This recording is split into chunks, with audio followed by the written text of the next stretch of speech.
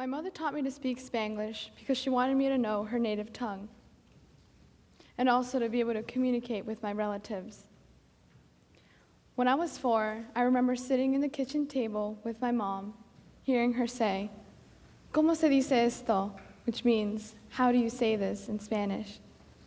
She would point to a water and I would say agua, and she would point to an apple and I would say manzana, which I ate all the time. Learning 2 languages was fun, but it was also a challenge for me.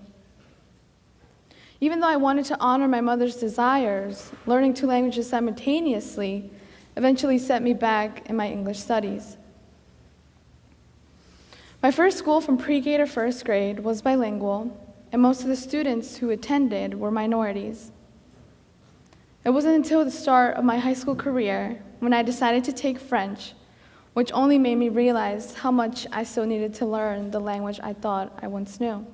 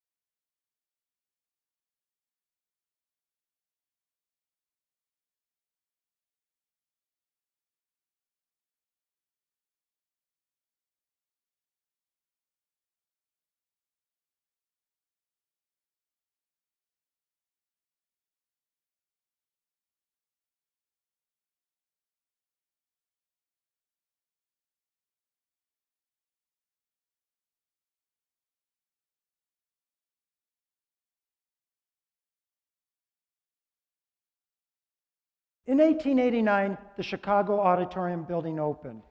It was a wonder of modern architecture. Yet after the first year, the tenants had a sinking feeling. Literally, as the building sank 18 inches during the first year. Now, while it is expected that all buildings will sink, 18 inches is a bit excessive. The reason for the sinking was that the architects failed to design a foundation that was properly suited for the soft clay soil upon which the building was constructed. Now, what does the sinking of the auditorium building have to do with education in the United States today? Actually, it's a great metaphor for what is currently happening. The buildings we are constructing represent our educational policies, with the soil being our philosophy of education. And a key element to that soil is our students. If we fail to properly grasp the role of students, then we will be ignoring the properties of the soil of education, and our buildings of educational policies will sink and even collapse.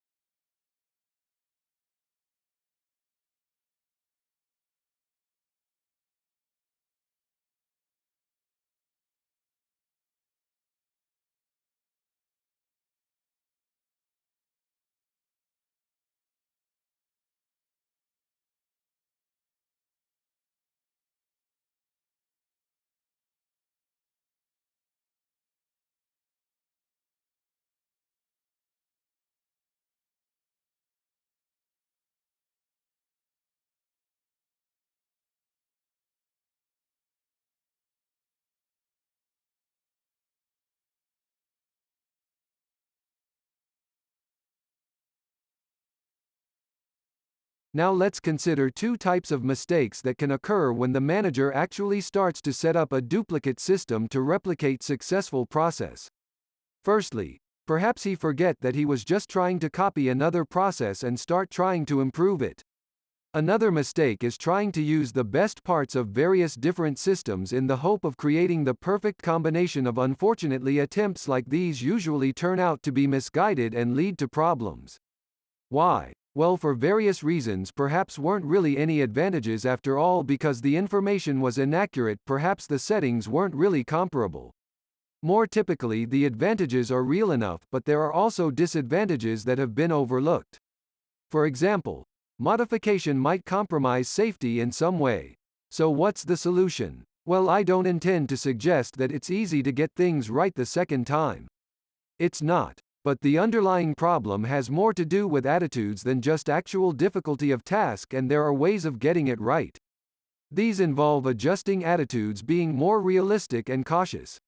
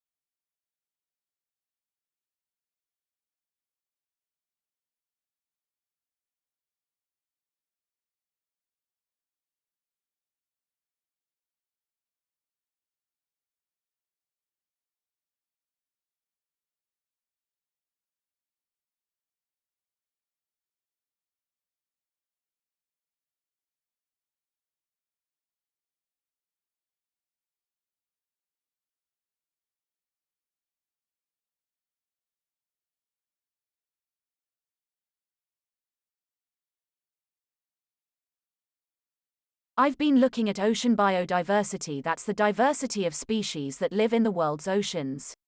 Biologists still don't know how serious a threat to their survival is for each individual species. So a body called the Global Marine Species Assessment is now creating a list of endangered species on land, so they consider things like the size of the population, how many members of one species are in a particular place, and then they look at their distribution in geographical terms.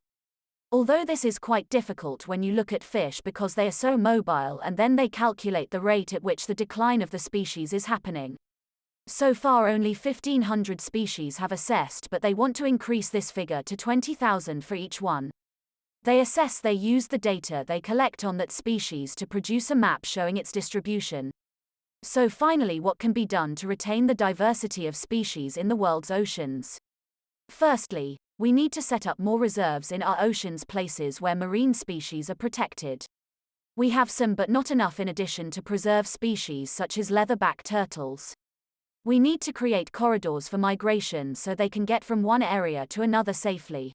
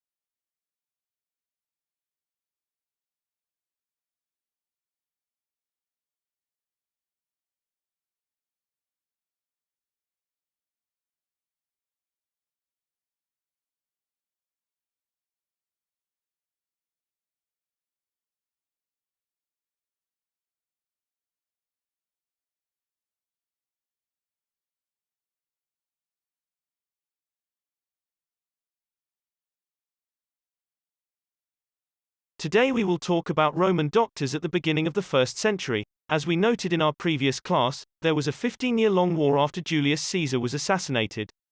The war was severe. The number of injured was so many, there were so many that it became one of the top priorities of the new emperor to give medical care to those in need.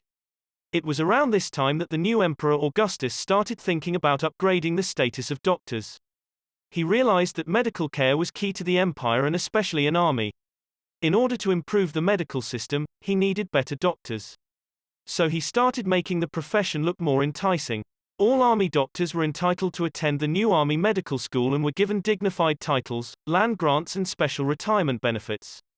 Before this, doctors had a fairly low status.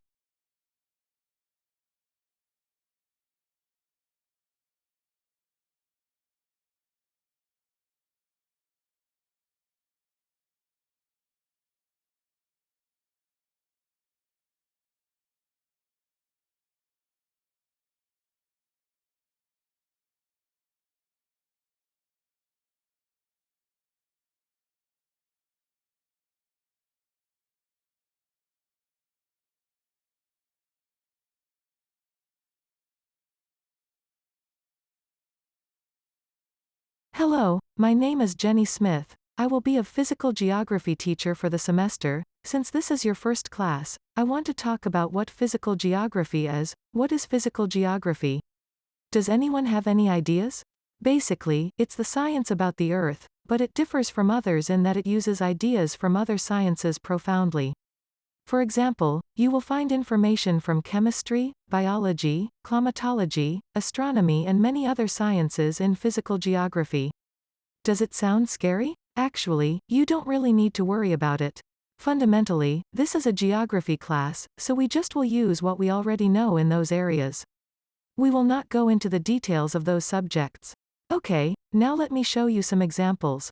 Turn to page 11, Chapter 1 Energy.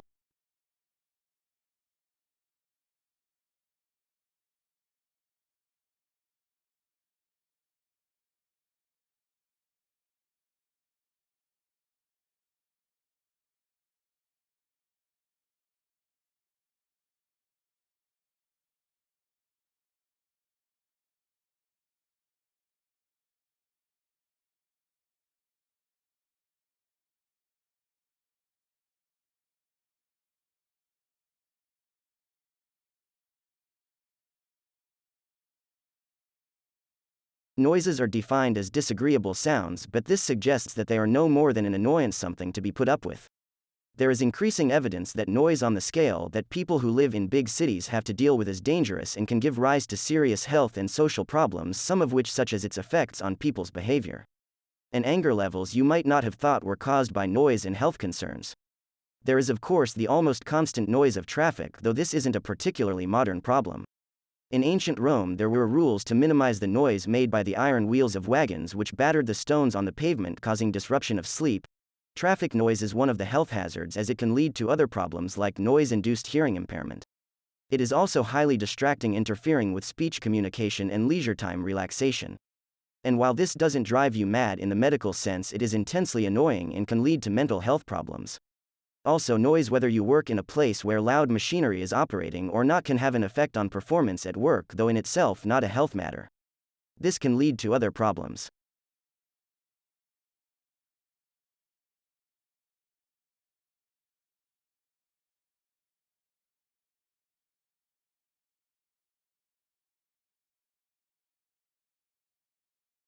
You may not know much if anything about Jean-Jacques Rousseau, but you've probably heard the well-known quote, "Man is born free and everywhere he is in chains." In his early work, Rousseau argued that mankind was happiest and at its best in a state of nature that is before the creation of society and civilization. He saw society as artificial and corrupt and that good people were corrupted by it. The Social Contract is perhaps the most enduring and well-known of his books, covering pretty well every aspect of man in society. However, in this book his attitude to the condition of man in a state of nature changes. In such conditions man is brutish and competitive by nature and there is no law or morality. Therefore, because it is easier to survive by joining forces with others, people form societies to better fight anything that might endanger their situation. Rousseau's political philosophy has had a profound influence on later thinkers, even though, or perhaps especially because, it is open to many interpretations. But political philosophy is not everybody's cup of tea in his own time. Rousseau was a bestseller with novels such as The New Eloise and especially Emiel. Though even the latter is not free of his constant desire to improve society, it illustrates his ideas about the best form of education, which involves educating a child's emotions before their reason. This too had a profound influence on educational theorists.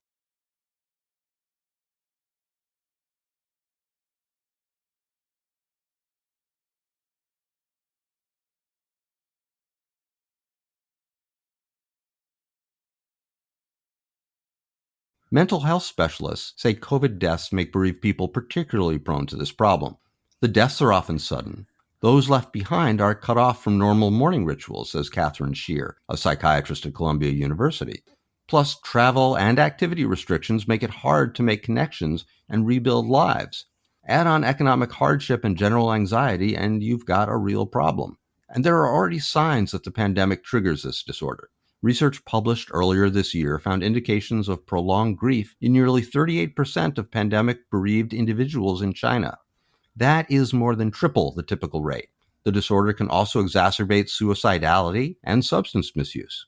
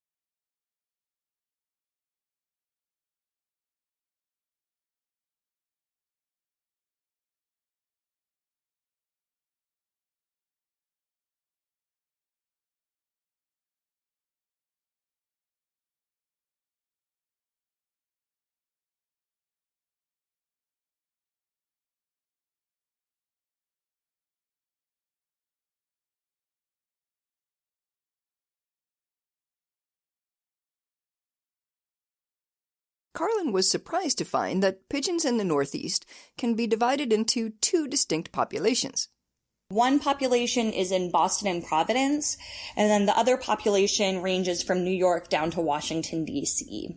I had actually, based on previous research, thought that pigeons in each city would form their own separate populations, because if you have food and you have mates, why would you go anywhere? Why would you disperse? And what I'm starting to realize is that pigeons actually kind of view this northeastern megacity as one giant city, at least from Boston down to Washington, D.C. And it wouldn't take much to promote avian intermixing within this megacity.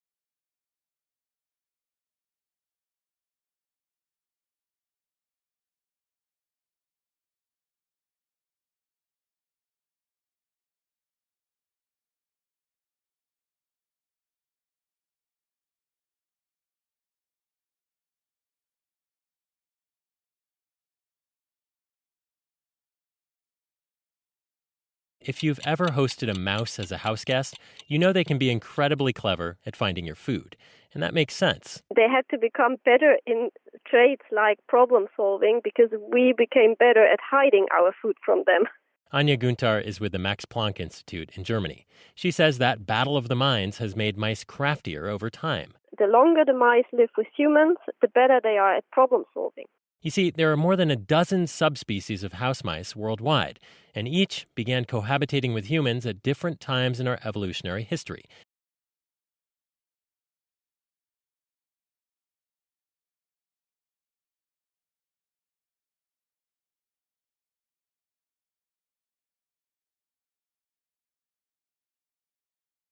One of those difficult birds is the critically endangered Regent Honeyeater.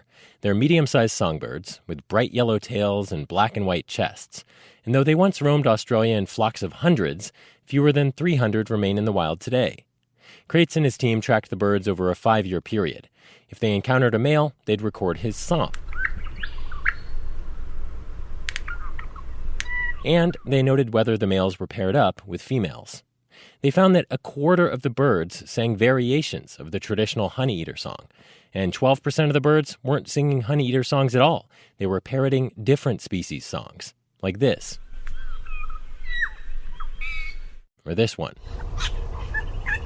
That could mean bad news for the bird's future, because males singing those untraditional songs were also less likely to be paired up with a mate compared to their counterparts who sang the standard tune.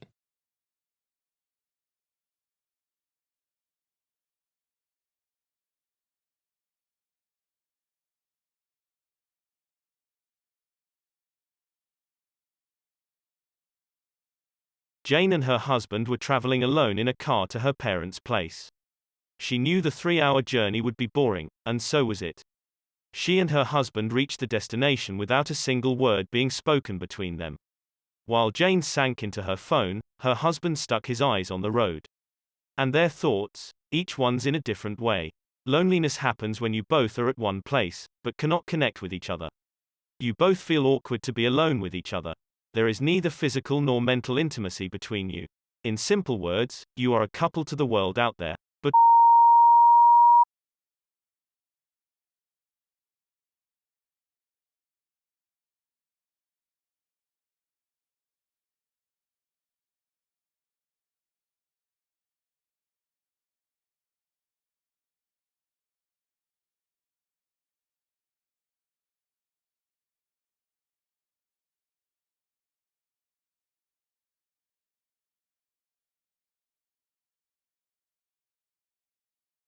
Drooling is quite common during infancy, but some babies drool more than the others, forcing the parents to carry several extra towels or bibs to wipe the mouth dry.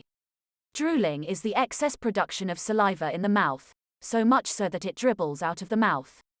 The medical term for hypersalivation is sialuria. Drooling usually begins at the age of 2 months when the baby's salivary glands become functionally active. Babies lack precision control of their neck muscles and thus may not swallow the saliva produced continuously in their mouth. Young infants also do not have teeth to hold back the saliva. Due to these reasons, there is nowhere else for the saliva to go than